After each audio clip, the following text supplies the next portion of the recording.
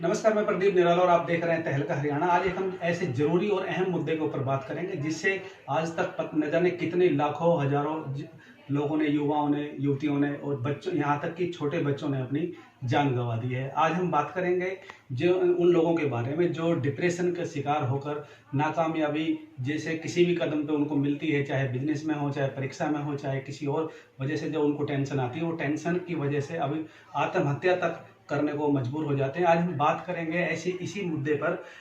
जो हमारे associate editor हैं यशपाल यादव जी तहलका हरियाणा के, वो उन्होंने इसी मुद्दे पर बात की है। सर्टिफाइड सोशोलॉजिस्ट हैं मिस्टर NS पूनिया जी छत्तीसगढ़ से। तो आइए बात करते हैं हम यशपाल यादव जी से, जो उन्होंने उनसे बात की है। नमस्कार, तहलका हरियाणा में आपका स्वागत है। आज हम एक ऐसे विषय पर चर्चा करने जा रहे हैं जिस विषय पर आमतौर पर चर्चाएं नहीं होती है। यदि बात करें एक ऐसी बीमारी की जिस बीमारी के कारण हजारों बच्चे मर जाते हैं, हजारों किसान मर जाते हैं और यहाँ तक कि सेलिब्रिटीज तक भी इनकी चपेट में आने से नहीं बचते, ना तो इस विषय पर सरकार कुछ बोलना चाहती है, तकरीबन खामोश रहती है और जनता भी इस विषय पर खामोश रहती है। यदि बात करें आंकड़ों की तो बजट का, हेल्थ बजट का केवल और केवल 0.05% ही खर्च किया जाता है मेंटल इलनेस को लेकर, यानी कि एक मरीज पर केवल 33 पैसे खर्च किए जाते हैं प्रति वर्ष। इतना बजट हमारे भारतवर्ष में रखा जाता है। और यदि आसान शब्दों में बात की जाए तो यदि हेल्थ पर 2000 रुपए का बजट सरकार का होता है तो उसमें से केवल 1 रुपए मेंटल हेल्थ पर खर्च किया जाता है। तो एक बहुत ही चिंता का विषय है। और एक आंकड़े की बात और करें तो भारत में केवल और केवल 1 लाख आबादी पर केवल एक साइकेट्रिस्ट अवेलेबल है। और WHO का एक आंकड़ा 2019 में प्रकाशित किया गया था, उसके अनुसार 9.5 करोड़ की आबादी भारत की मनोरोग से पीड़ित पाई गई थी। और ऐसा अनुमान लगाया गया था कि 2020 तक पहुंचते पहुंचते ये आबादी 20 करोड़ तक होने की संभावना ऐसी जताई गई थी। परंतु इस अनुमान के बाद जिस तरह से लॉकडाउन का पीरियड चला, जिस तरह से कोरोना महामारी में अपने असर दिखाना शुरू किया, जिस तरह से इकोनॉमिक क्राइसिस हुई, जिस तरह से जॉब्स चली गई, जिस तरह से अनएम्प्लॉयमेंट बढ़ा, उस तरह से मेरा ऐसा अनुमान है कि भारत की आधी आबादी मनोरोग से पीड़ित मानी जाती है, मनोरोग से पीड़ित है। तो आज इसी विषय पर चर्चा करने के लिए हमारे साथ मौजूद है श्री NS पूनिया जी, जो एक महान शिक्षाविद है और सर्टिफाइड साइकोलॉजिस्ट है और चंद्र हसीनी विद्यापीठ के प्रिंसिपल है, जो छत्तीसगढ़ से है। सर, तहलका हरियाणा में आपका स्वागत है। Thank you so much sir. और सबसे पहले आप सबको नमस्कार। और जैसा कि सर ने बताया, ये काफी एक गंभीर विषय है। और अभी इस कोविड के दौरान जो भी कोरोना का अभी लॉकडाउन चला, पूरा भारत, पूरा वर्ल्ड जिसको कह सकते हैं लॉकडाउन में रहा, तो ये एक सबसे बड़ी बीमारी पहले भी थी और आगे आगे इसके जो परिणाम है या जिसको सिम्टम वो बढ़ते ही जा रहे हैं। तो सबसे पहले ये जानना बहुत जरूरी है कि मानसिक रोग होता क्या। मानसिक रोग जब एक मेंटल इलनेस क्या होती है और कितने प्रकार की होती है, ऐसा मैं पूछने वाला था आपसे। तो बिल्कुल आप सही चल रहे हैं। आप बताइए कि मेंटल इलनेस क्या होता है और कितने प्रकार का ये माना जाता है। मानसिक व्यक्ति ठीक से सोच नहीं पाता है, उसके अंदर इमोशंस होते हैं, उसका बिहेव होता है, वो उसके कंट्रोल में नहीं होता है, वो उनको काबू नहीं कर पाता है, तो ऐसी हालत को हम मानसिक रोग कहते हैं। In English we can say it is mental. अब लोगों के दिमाग में ये रहता है कि मेंटल का मतलब पागल है, वो नहीं है। मेंटल का सीधा सा मतलब होता है जो मानसिक, हमारे मन से रिलेटेड जो चीजें हैं उनको मानसिक भारत में मेंटल रोग, मेंटल को पागल ही समझ लिया जाता है, इसलिए सब तकरीबन सरकारें भी चुप रहती है और जनता भी चुप रहती है। तो सर, मेंटल इलनेस के क्या क्या लक्षण होते हैं, किस तरह से पहचान की जाती है कि ये मानसिक रूप से रोगी है? तो ऐसे व्यक्ति की कैसे पहचान की जा सकती है, इस पर जरा प्रकाश डालें आप। मानसिक रोगी आसानी से दूसरों को नहीं समझ पाता है और उसको जो डेली रूटीन में उसको जो काम करने होते हैं वो भी नहीं कर पाता है। तो मेनली ऐसा नहीं है कि सिर्फ एक ही पॉइंट है, बहुत सारी चीजें होती हैं। अगर आपने भी आंकड़े भी बताए हैं, आने वाले टाइम में तो पीछे काफी सर्वे हुआ था इससे पहले, WHO के अकॉर्डिंग 2020 में डिप्रेशन जिसको आप कह सकते हैं, अवसाद जिसे कह सकते हैं, मानसिक रोग जिसे कह सकते हैं, दुनिया में सबसे बड़ी बीमारी हो जाएगी। अभी 2020 ही चल रहे हैं। WHO के एक और आंकड़ा जिसको हम लोग ले सकते हैं कि 7.5% इंडियन किसी न किसी रूप से मानसिक विकार से ग्रस्त। अब उसके अंदर मानसिक रोग कई तरह हो सकते हैं, जिसको आप तनाव बोल सकते हैं, जिसको टेंशन कहा जाता है। एक आपका हो सकता है चिड़चिड़ापन, जिसके अंदर इरिटेशन होती है, बार बार हम छोटी छोटी बातों में इरिटेट हो जाते हैं। आपका चौथा हो सकता है गुस्सा। तीसरा गुस्सा आता है हमें, कोई इंसान आपसे एक बार बात पूछ रहा है, दूसरी बार वही क्वेश्चन कर लेता है तो आपको गुस्सा आ जाता है।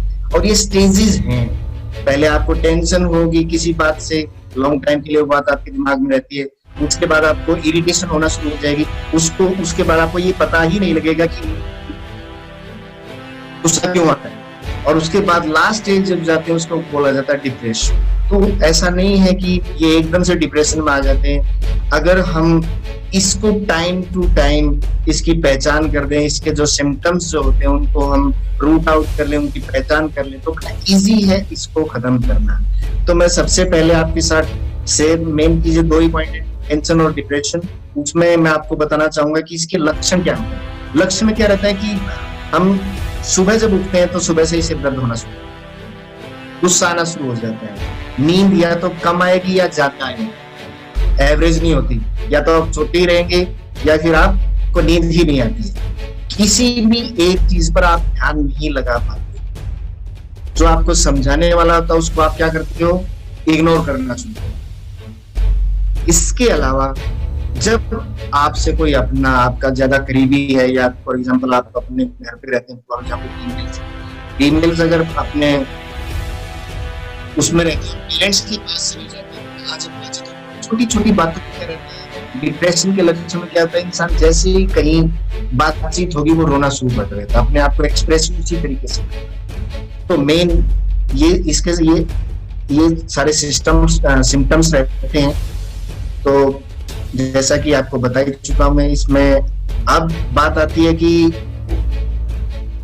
इसकी लक्षण कैसे पता लगेगा। अभी डिप्रेशन का मैंने आपको तनाव के लक्षण बताए। WHO का एक आंकड़ा आपको दिखाता हूँ, या एक डिप्रेशन जी, WHO ने कुछ वर्ड्स हमें बताए, कई बार प्रकाशित होते हैं टीवी में और समाचार पत्रों में भी, कि उन्होंने कहा कि कुछ वर्ड्स ऐसे होते हैं, जैसे रोगी बार बार पागल शब्द का इस्तेमाल करेगा, रोगी बार बार उल्लू शब्द का इस्तेमाल करेगा। उन्होंने इंग्लिश में बताया, मैं आपको हिंदी में वर्जन करके बोल रहा हूँ। रोगी बार बार बेवकूफ शब्द का इस्तेमाल करेगा, गधे शब्द का इस्तेमाल करेगा, और इस तरह के और जो ये पर्यायवाची शब्द होते हैं उस तरह के शब्दों का बार बार प्रयोग करता है। तो ऐसा मान लिया जाना चाहिए कि रोगी दूसरे स्टेज में पहुंच चुका है। पहले स्टेज में शायद लक्षण कुछ अलग होते हैं, दूसरे स्टेज के लक्षण कुछ अलग होते हैं, और तीसरी चौथी के बाद फिर वो सुसाइड मोड तक पहुंच जाता है। इस तरह अक्सर माना जाता है, इस तरह ही सोचा जाता है अक्सर। तो क्या ये सच है सर? ये आपने बिल्कुल सच बताया। ये जो वर्ड्स आपने यूज किए, गधा बोलना, उल्लू बोलना, बेवकूफ बोलना, वो जनरली दूसरे को नहीं बोलता, वो उसको जो डाउट्स रहते हैं वो बोलता है क्या आप मुझे बेवकूफ समझते हैं, क्या आप मुझे गधा समझते हैं। तो वो एक डिलेमा में रहता है, उसको डाउट रहता है इस पर, कहीं भी उसको कॉन्फिडेंस नहीं होता है, वो हर जगह होपलेस रहता है, उसको आशा ऑप्टिमिस्टिक नहीं रहता है। तो वो अपने आप को धीरे धीरे ब्लेम करना शुरू करता है, मेरे अंदर ही कमियां हैं, मैं ठीक से देखभाल नहीं कर पा रही हूँ बच्चों की, या वो मेल होगा तो बोलेगा कि मैं ठीक से घर को चला ही नहीं पा रहा हूँ, मेरे अंदर क्वालिटी ही नहीं है। तो वो धीरे धीरे स्टार्ट करता है यूज करना अपनी कॉन्वर्सेशन के अंदर, तो आपने भी वर्ड्स बताए सर।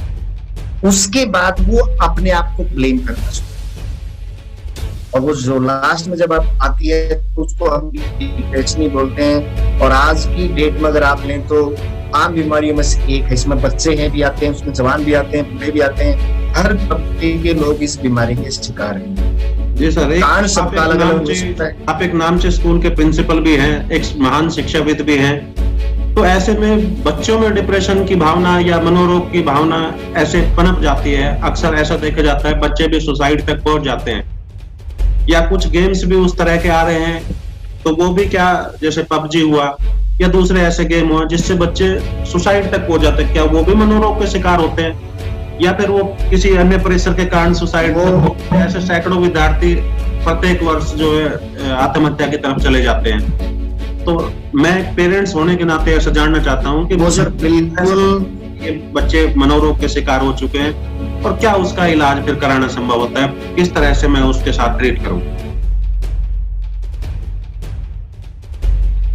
इसमें सर वो बिल्कुल उसके लक्षण होते हैं और वो लक्षण की बजाय मैं ये कहूंगा वो काफी आगे चले जाते हैं। और लक्षण उसका रीजन बच्चों में मेन रीजन रहता है कि उसमें सबसे पहले हमारा जो फैमिली एनवायरनमेंट है बहुत इम्पैक्ट करता है, बहुत इफेक्ट डालता है कि पेरेंट्स को हमेशा अवेयर रहना चाहिए कि बच्चे से बहुत ज्यादा एक्सपेक्टेशन नहीं करनी चाहिए। आपका बच्चा बोर्ड की क्लास में, आप उसको बार बार आप उसको पूछते हैं कि बेटा कितने % मार्क्स आ जाएंगे।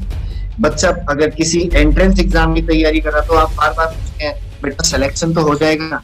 तो वो क्या रहता है उस स्टेज में उस पॉइंट को बार बार सोचता है और उसके दिमाग में नेगेटिविटी आने लग जाती है। अगर मैं अपने पेरेंट्स के इन एक्सपेक्टेशन पे पता नहीं खरा उतर पाऊंगा कि नहीं, उनके विशेष को कंप्लीट कर पाऊंगा कि नहीं, और एक टाइम के बाद जब रिजल्ट आता है बाय चांस वो उसमें अनसक्सेस हो जाता है, हम फेल नहीं बोल सकते, अनसक्सेस हो जाता है, तो उस स्टेज पे वो अपने आप को डिप्रेशन में पाता है और समझता है कि मेरे पेरेंट्स ने इतना खर्चा किया, इतना पैसा मेरे ऊपर लगाया, इतनी ज्यादा इन्वेस्टमेंट किया है, लेकिन मैं इनकी विशेष को, इनकी एक्सपेक्टेशन को कंप्लीट नहीं कर पाया, तो मैं इसी काम का नहीं। वो अपने आप को जीरो मान लेता है, अपने आप को यू कैन से यूजलेस समझने लग जाता है। तो उसके पास फिर क्या रहता है, उसको लगता है कि अगर किसी चीज यूजलेस होती है उसको फेंक देना, और फेंक देने का सीधा सा मतलब होता है कि बच्चा डिप्रेशन में सुसाइड मोड पर ही जाएगा। जी, मेंटल हेल्थ के बारे में आगे बात करते हैं कि जो मनोरोगी होता है भारत में अक्सर उसको पागल समझ लिया जाता है। ऐसे मतलब जनता जागरूक नहीं है इस बात को लेकर। तो क्या सरकार के द्वारा कोई जागरूकता अभियान इस तरह से नहीं चलाना चाहिए जिससे लोगों को पता लगे कि कौन सा मनोरोगी है और वो पागल नहीं है, बल्कि उसके साथ हमें सांत्वना दिखानी चाहिए और उसका इलाज करवाना चाहिए। तो इससे और ज्यादा डिप्रेशन की भावना किसी भी मनोरोगी में नहीं आएगी, तो और एक इलाज की तरफ बढ़ेगा कोई भी जो मनोरोगी होता है। तो ऐसे किसी जागरूकता अभियान की जरूरत पड़नी चाहिए आपके हिसाब से, सरकारों के द्वारा ऐसे चलाया जाना चाहिए। देखो सर, इसको गवर्नमेंट ने काफी प्रमोट भी किया है। अभी अगर आप देखेंगे तो आज के टाइम पे एक बूम है साइकोलॉजी के अंदर।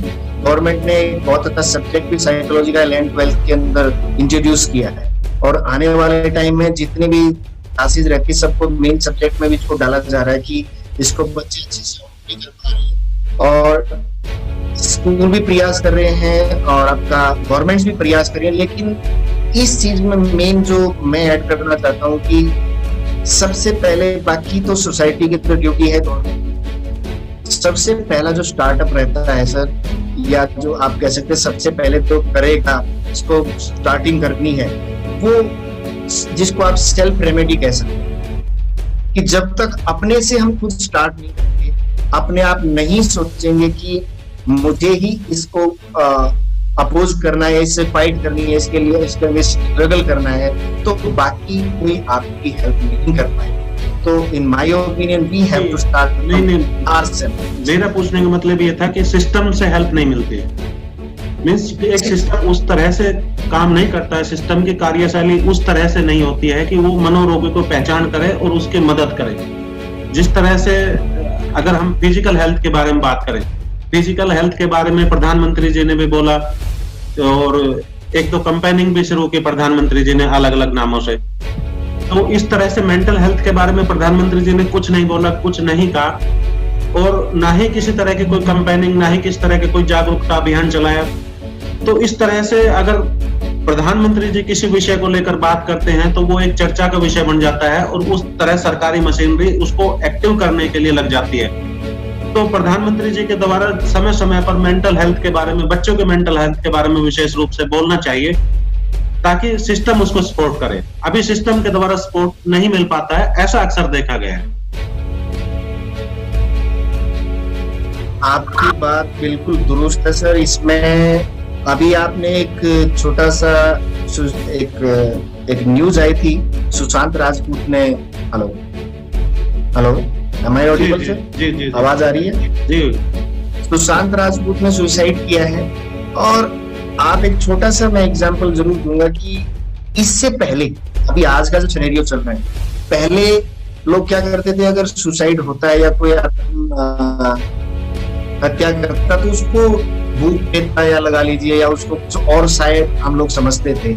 लेकिन आज के टाइम में जब भी ऐसा कोई मानसिक रूप से कोई परेशान इंसान है वो सुसाइड करता, तो आज के टाइम पे बहुत सा नहीं है। जैसे सीबीएसई ने आपको सीबीएसई ने फिजिकल एजुकेशन या दिल्ली गवर्नमेंट ने भी एक हैप्पी क्लास या हैप्पी पीरियड शुरू किया है कि हर स्कूल के अंदर एक वैसा पीरियड होना चाहिए, और उस पर गवर्नमेंट फोकस तो कर रही है। लेकिन दूसरी तरफ हमारी जो सोसाइटी है या जो हम एक टीचर्स हैं या प्रिंसिपल्स हैं या ऑनर्स हैं, उनको भी इस चीज को, इस पॉइंट को सीरियसली लेना चाहिए कि जो मेंटल हेल्थ है, मानसिक स्वास्थ्य है, आपका शारीरिक स्वास्थ्य के इक्वली ही इम्पोर्टेंट है। जब तक आप मेंटली हेल्दी नहीं होंगे तो आप फिजिकली हेल्दी नहीं माने जाते। तो इसमें काम करने की बहुत ज्यादा जरूरत है, बहुत ज्यादा इसमें फोकस करने की भी जरूरत है। सर एक बात और बताइए आप कि यदि बच्चों से अब बार बार ये प्रश्न उठता है, बार बार ऐसा ही कहा जाता है, स्कूलों को लेकर इस तरह की बात की जाती है कि बच्चों पर प्रेशर ज्यादा रहता है पढ़ाई का, टीचर्स बच्चों पर प्रेशर ज्यादा डालते हैं, टीचर्स अपनी महत्वाकांक्षा को बच्चों पर लाद देते हैं, उनका रिजल्ट अच्छा है इसलिए वो प्रयास करते हैं तो बच्चों पर अपनी महत्वाकांक्षा को लाद दिया जाता है। अक्सर ऐसा सुना जाता है, समाज में इस तरह की चर्चाएं चल रही है। यदि टीचर के द्वारा प्रेशर बच्चों पर न डाला जाए तो बच्चे किस तरह से कामयाबी हासिल कर सकते हैं?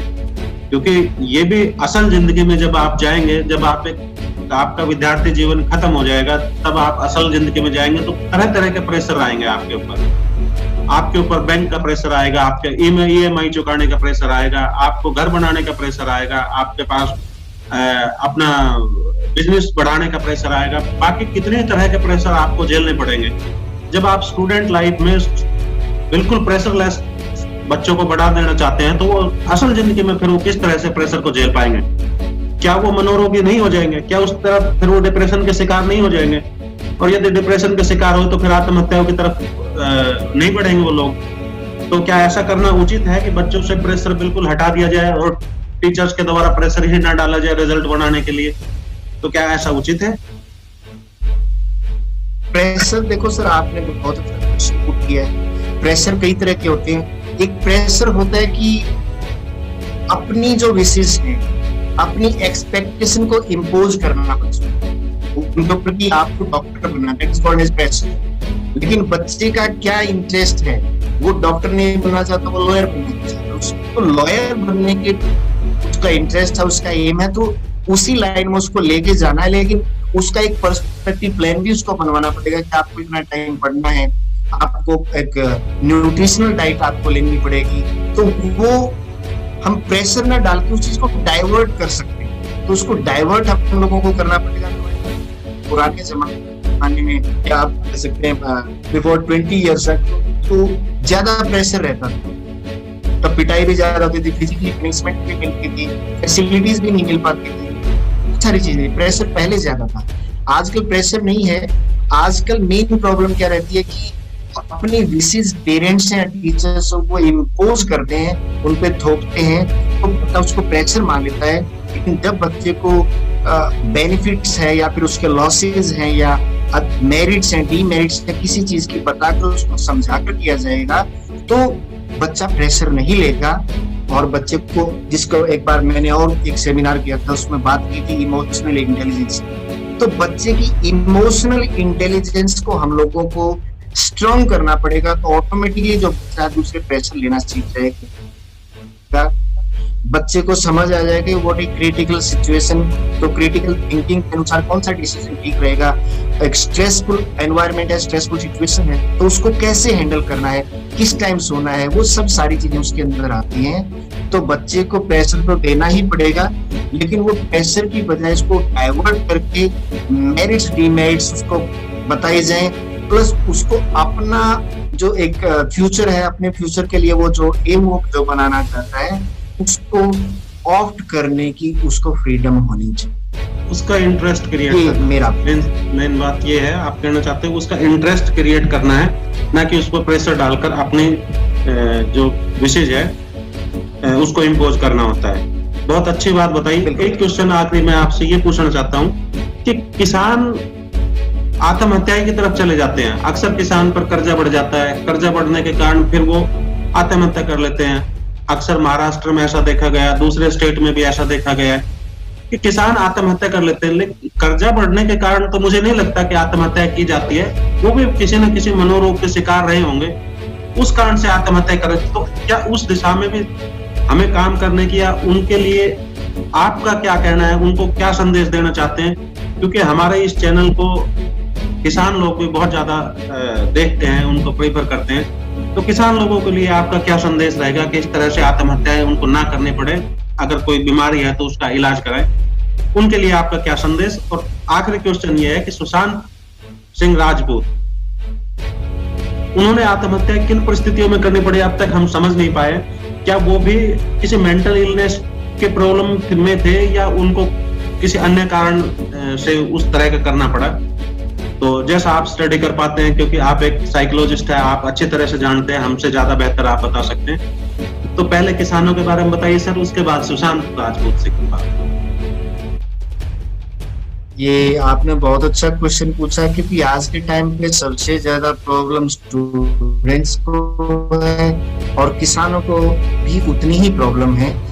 अब सर ये गरीबी से ही आप नहीं कह से सुसाइड करता है, क्योंकि उससे ज्यादा कोई भी लाइफ में स्ट्रगल नहीं करता है। वो बचपन से स्ट्रगल करता है, वो एनवायरनमेंट से स्ट्रगल करता है, वो गवर्नमेंट से स्ट्रगल करता है, वो आपके करप्टेड सिस्टम से स्ट्रगल करता है, हर उस पे स्ट्रगल करता रहता है, वो हर स्टेप पे स्ट्रगल करता है। तो वो मेन उनका सुसाइड के कई रीजन रहते हैं। जो मेरे अपना ओपिनियन है उसके अंदर ये रहता है कि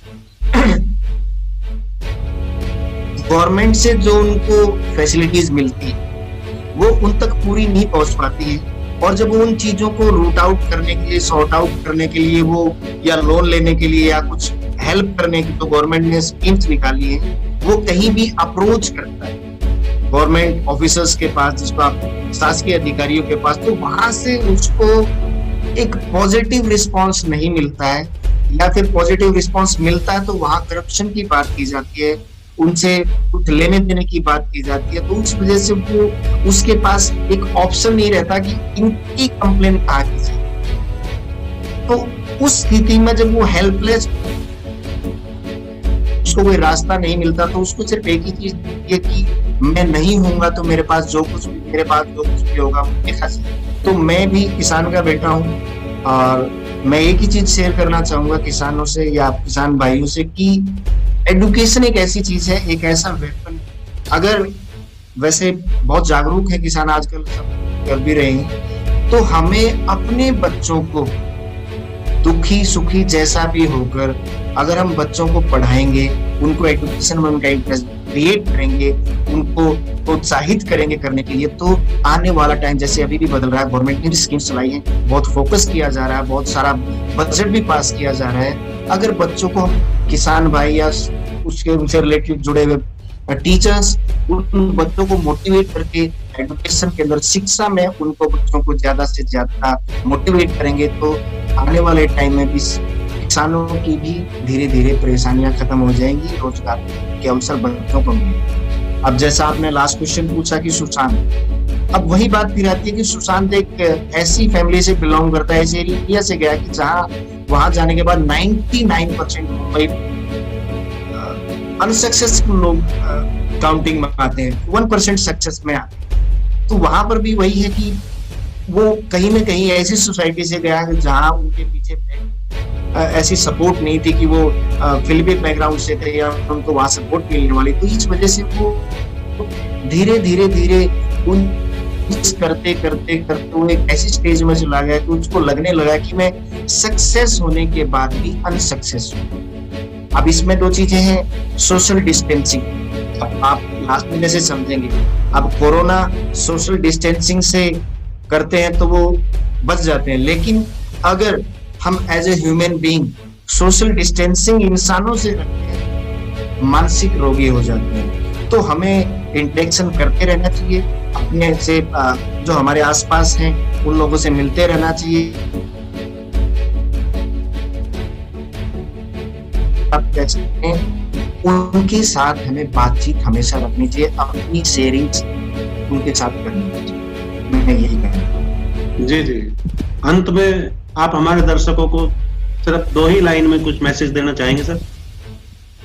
सर 2 ही लाइन में मैं यही कहूंगा कि हमारे आस पड़ोस में बहुत सारे मानसिक रोग रहते हैं और हमें उनकी पहचान नहीं होती है, तो उन्हें आप पागल ना समझें, उनको सपोर्ट करें, उनकी इमोशंस को समझें, उनको नेचर को समझें और उनसे बात करने की कोशिश करें। वो मना भी करते हैं तो आप तरफ से इनिशिएटिव लेना चाहिए, और उनको बाय चांस इरिटेट होते, गुस्सा होता है तो पेशेंस के साथ उनकी बातों को सुने और उनको मोटिवेट करें। ये मेरा कहने का मतलब, ये मेरा आखिरी चीज। थैंक यू सर, आपके साथ एक बहुत स्वस्थवर्धक बातचीत रही। हम इस निचोड़ को निकाल सकते हैं कि हमें बच्चों पर अपनी भावनाओं को इम्पोज नहीं करना चाहिए, हमें किसी पर अपनी भावनाओं को थोपना नहीं चाहिए, अपनी महत्वाकांक्षाओं को थोपना नहीं चाहिए, जिससे मनोरोग को बढ़ावा मिलता है। तो बढ़ावा ना मिले, और मनोरोग यदि हो भी जाता है तो उसे पागल न समझकर उसकी पहचान की जाए कि उसकी भाषाओं की तरफ कि उसमें कितना चेंज आ रहा है, कितना बदलाव आ रहा है, उसकी पहचान करके उसको इलाज की तरफ उसको ले जाया जाए, ना कि उसको अकेले में छोड़ दिया जाए। तो बहुत बहुत धन्यवाद आज के इस कार्यक्रम में उपस्थित होने के लिए और अपनी जानकारी शेयर करने के लिए। Thank you. बहुत बहुत धन्यवाद। Thank you.